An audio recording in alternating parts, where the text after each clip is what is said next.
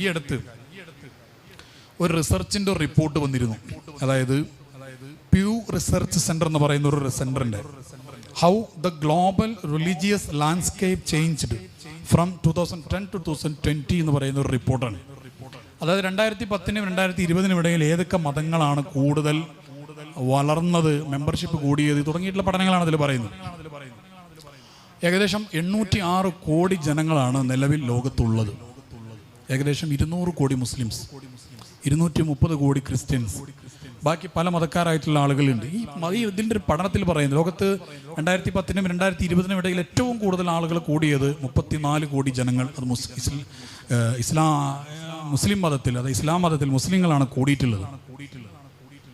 Total ശതമാനത്തിൽ ഇപ്പോഴും കൂടുതൽ നിൽക്കുന്നത് ക്രിസ്ത്യൻസ് ആണെങ്കിലും വളരെ വലിയ രീതിയിൽ ക്രിസ്തു മതത്തിൽ നിന്ന് ആളുകളുടെ എണ്ണം കുറഞ്ഞിട്ടുണ്ട്. ക്രിസ്തു മതത്തിൽ നിന്ന് ആളുകളുടെ എണ്ണം കുറഞ്ഞത് പ്രധാനമായും 2 ഭാഗത്തേക്കാണ് പോയത്. ഒന്ന് ഇസ്ലാമിലേക്ക്, മറ്റൊന്ന് നിരീശ്വരവാദത്തിലേക്ക്. ലോകത്ത് നിലവിൽ നിരീശ്വരവാദികൾ 2010 20 ഇടയിലുള്ള എണ്ണം കണക്ക് പറയുന്നത് ഈ പ്യൂ റിസർച്ച് സെന്ററിന്റെ പഠനത്തിൽ പറയുന്നു. അവർ ഒരുപാട് സർവേകൾ ആധാരമാക്കിയിട്ടാണ് ഇവർ ഈ കണക്ക് പറയുന്നത്. ഏകദേശം 2700-ലധികം സർവേകളെ 117 രാജ്യങ്ങളെ കേന്ദ്രീകരിച്ച് നടത്തിയ പഠനത്തിലാണ് അവർ ഇത് കണ്ടെത്തിയിരിക്കുന്നത്. അവർ പറയുന്നത് ലോകത്ത് ഉണ്ടായിരുന്നതിനേക്കാളും വളരെ കൂടുതൽ എന്ന് പറഞ്ഞാൽ ഏകദേശം 25% ലോക ജനസംഖ്യയിലെ സമൂഹത്തിൽപ്പെട്ട ആളുകൾ നിരീശ്വരവാദികളായിട്ടുണ്ട് എന്നുള്ളതാണ്. ഏറ്റവും കൂടുതൽ നിരീശ്വരവാദത്തിലേക്ക് പോയത് ക്രിസ്ത്യാനിറ്റിയിൽ നിന്നാണ്. ലോകത്ത് ഏറ്റവും കൂടുതൽ നിരീശ്വരവാദികളുള്ള രാജ്യം ചൈനയാണ്. അത് കഴിഞ്ഞാൽ അമേരിക്കയും അതുപോലെയുള്ള മറ്റു പല രാജ്യങ്ങളുമാണ്. ഞാനിത് പറയാനുള്ള കാരണം ഇസ്ലാം ലോകത്ത് ഉള്ള മൊത്തം ജനങ്ങളിൽ ഇപ്പോഴും 75%-ലധികം ആളുകളും ഏതെങ്കിലും ഒരു മതത്തിൽ വിശ്വസിക്കുന്നവർ തന്നെയാണ്. പക്ഷേ നിരീശ്വരവാദം നമ്മുടെയൊക്കെ കുട്ടികളുടെ മനസ്സിലേക്ക് യുക്തിവാദത്തിൻ്റെതായിട്ടുള്ള പല കാര്യങ്ങൾ ഇപ്പോഴും വളർന്നു വന്നുകൊണ്ടിരിക്കുന്നുണ്ട്. പ്രത്യേകിച്ചും ജനറൽ ക്യാമ്പസുകളിൽ പഠിക്കുന്ന കുട്ടികളിലേക്ക്. ഈ അടുത്തൊരു മദ്രസയിലെ സ്വദർ ഉസ്താദ് വിളിച്ചിട്ട് സങ്കടത്തോടെ പറഞ്ഞു, എൻ്റെ മോൾ നിരീശ്വരവാദിയായിട്ടുണ്ട്, എന്താണ് ചെയ്യുക? അത് ഒരു സ്വദർ ഉസ്താദ് മാത്രമല്ല, പല ഉസ്താദുമാരുടെ മക്കൾ അല്ലാത്ത സുന്നത്ത് ജമാഅത്തിന് സജീവമായി പ്രവർത്തിക്കുന്ന ആളുകളുടെ മക്കളടക്കം ഈ കഴിഞ്ഞ ആഴ്ചകളിലൊക്കെ അങ്ങനെയുള്ള കേസുകൾ ഉണ്ടായിട്ടുണ്ട്. ലിബറലിസം, മയക്കുമരുന്ന്, പോർണോഗ്രഫി, ഗെയിം അഡിക്ഷൻ, അത്തീസം, അഗ്നോസ്റ്റിസം, ഈ സാധനങ്ങളൊക്കെ ഒറ്റ ചരടിൻ്റെ ബാക്കിയാണ്. അതായത് ഒരു ഭാഗത്ത് കൂടെ ആദ്യം കടന്നു വരും മയക്കുമരുന്നായിരിക്കും, പിന്നെ അതിൻ്റെ കൂടമായിട്ട് അതിനൊരു ഇത് കിട്ടാൻ വേണ്ടിയിട്ട്, ഒരു എനർജി കിട്ടാൻ വേണ്ടിയിട്ട് ഗെയിം ഉണ്ടാവും, പിന്നെ അതിൻ്റെ കൂടെ പോൺ ഇൻഡസ്ട്രി ഉണ്ടാവും.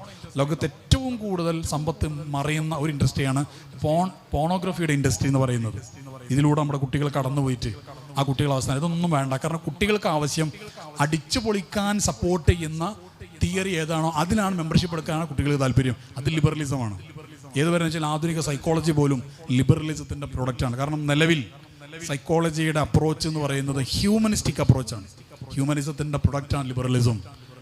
അതിപ്പോൾ വിശദീകരിച്ച് പറയുന്നില്ല. സൈക്കോളജി പഠിക്കുന്ന കുട്ടികൾക്ക് ക്ലാസ് എടുക്കുമ്പോൾ ഞാൻ ആ ഭാഗം വിശദീകരിച്ച് പറയാറുണ്ട്. കാരണം ബയസ്ഡ് ആവാൻ പാടില്ല എന്നാണ് പുതിയ നിയമം. ഇപ്പോൾ പറഞ്ഞ വിശദീകരിച്ച് മനസ്സിലാവില്ല. അത്രയും ഗുരുതരമായ, അതായത് ഒറ്റ വാക്കിൽ പറഞ്ഞാൽ ഒരു മുസ്ലിം പേരുള്ള ഒരു ജനറൽ കൗൺസിലർ എടുത്ത് നമ്മുടെ കുട്ടി ഇഫ്ള് നിർത്തിയിട്ട് ഇഫ്ള് ശരിയാവാത്തതിൻ്റെ പേരിൽ കൗൺസിലിംഗ് കൊണ്ടുപോയാൽ ആ കുട്ടിൻ്റെ താല്പര്യം എന്താ നോക്കിയിട്ട് അതിനനുസരിച്ച് ശരിയാക്കി കൊടുക്കണം എന്നാണ് സൈക്കോളജിയുടെ നിലവിലെ ഗൈഡ് ലൈൻസ്. ബയസ്ഡ് ആവാൻ പാടില്ല. അതായത് കൗൺസിലർക്ക് ആ കുട്ടി ഇഫ്ള് പൂർത്തിയാക്കണം എന്നുള്ളൊരു നിർബന്ധബുദ്ധി ഉണ്ടാകാൻ പാടില്ല എന്നതാണ് പുതിയ നിയമം. കുറേ പ്രശ്നങ്ങൾ നമ്മുടെ അടുത്ത് ഇഷ്ടംപോലെ ഇങ്ങനെയുള്ള ഒരു സ്ഥലത്ത് പോയി ഇടങ്ങേറായ കേസുകൾ വരാറുണ്ട്. കാരണം അവർ ബയസ്ഡ് ആവാൻ പറ്റൂല.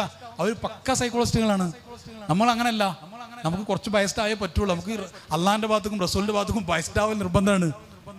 അത് പുതിയ ലോകം എന്ന് പറഞ്ഞാൽ അതേ പറഞ്ഞു, പുതിയ പാഠ്യ പദ്ധതികളടക്കം പുതിയ നിങ്ങൾ പുസ്തകമൊക്കെ എടുത്ത് പരിശോധിച്ചു. അതിൻ്റെ ഉള്ളിലൂടെ ഈ സാധനം ഇങ്ങനെ വരുന്നുണ്ട്. LGBT പോയി എന്നൊന്നും പറയണ്ട, അതിൻ്റെ ഉള്ളിലൂടെ സാധനം വരുന്നുണ്ട്. ഇതൊക്കെ പറയാൻ കാരണം എന്താണെന്നറിയോ? അള്ളാഹിനെ കുറിച്ചും റസൂലിനെ കുറിച്ചും നന്നായി മക്കൾക്ക് പഠിപ്പിച്ചു കൊടുക്കണം. സ്വല്ലല്ലാഹു അലൈഹി വസല്ലം. കാരണം ഇത്രയും ടോപ്പായ ഒരു റോൾ മോഡൽ നമുക്ക് ഉണ്ടായിട്ട് ആ റോൾ മോഡൽ എന്താണ് എന്ന് മനസ്സിലാക്കാതെ മറ്റുള്ള സുഖകരമായ അവസ്ഥയിലേക്ക് പോവുകയാണ് നമ്മുടെ കുട്ടികൾ ചെയ്യുന്നത്. റസൂലിനെ കുറിച്ച് ഫത്വൽ മുഈനിന്റെ തുടക്കത്തിൽ തന്നെ ഇല്ലേ ആദ്യം കുട്ടിക്ക് പഠിപ്പിച്ചു കൊടുക്കേണ്ട കാര്യം റസൂലിനെ കുറിച്ചാണ്. സ്വല്ലല്ലാഹു അലൈഹി വസല്ലം. നബി സ്വല്ലല്ലാഹു അലൈഹി ഇവിടെ ജനിച്ചു, അവിടുന്ന് ആ കാര്യങ്ങളൊക്കെ പഠിപ്പിച്ചു ഫത്വൽ മുഈനിന്റെ തുടക്കത്തിൽ തന്നെയുണ്ട്. അത്രയധികം അനിവാര്യമായ കാര്യമാണ്. കാരണം ഇതിനോടൊക്കുന്ന ഒരു ആള് ലോകത്ത് വേറെ ഉണ്ടായിട്ടില്ല, ഇനി ഉണ്ടാവുകയുമില്ല. അത് അവകാശവാദമല്ല, ഭൗതികമായിട്ട് നമുക്ക് തെളിയിക്കാൻ പറ്റും. ഭൗതികമായി അതിന് ഒരുപാട് തെളിവുകളുണ്ട്. നമ്മൾ പലപ്പോഴും പല സംസാരങ്ങളിലൊക്കെ അത് പറഞ്ഞിട്ടുള്ളതാണ്, ഞാനിവിടെ ആവർത്തിക്കുന്നില്ല. അപ്പം റസൂലിനെ കുറിച്ച് ഒന്ന് നമ്മൾ പഠിക്കണം.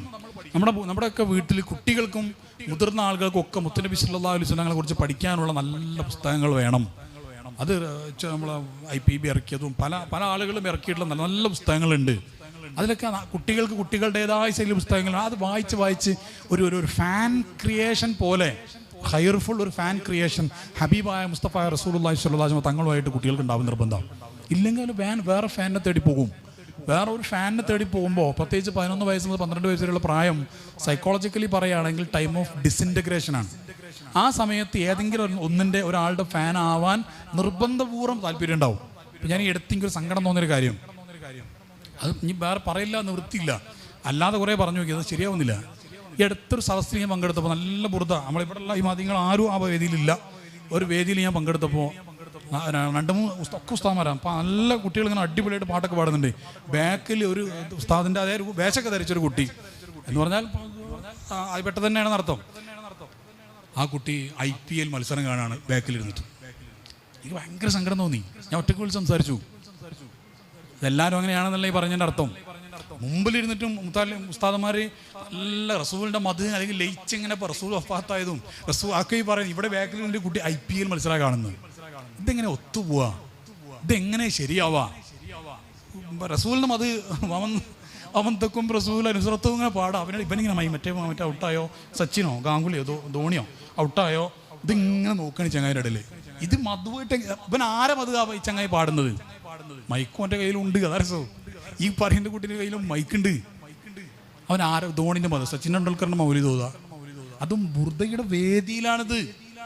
ഞാനവിടെ ഉണ്ടായതുകൊണ്ട് കണ്ടതാണ്. ഞാൻ കുട്ടീനെ പേരോ സ്ഥലമോ ഒന്നും ഞാൻ പറയുന്നില്ല. ഈ മജ്ലിസ് ഏതാണ്, ഏതാ ജില്ല ഒന്നും ഞാൻ പറയുന്നില്ല, പറയൂല. കാരണം ഒരാളെ പറയലല്ല ഉദ്ദേശം.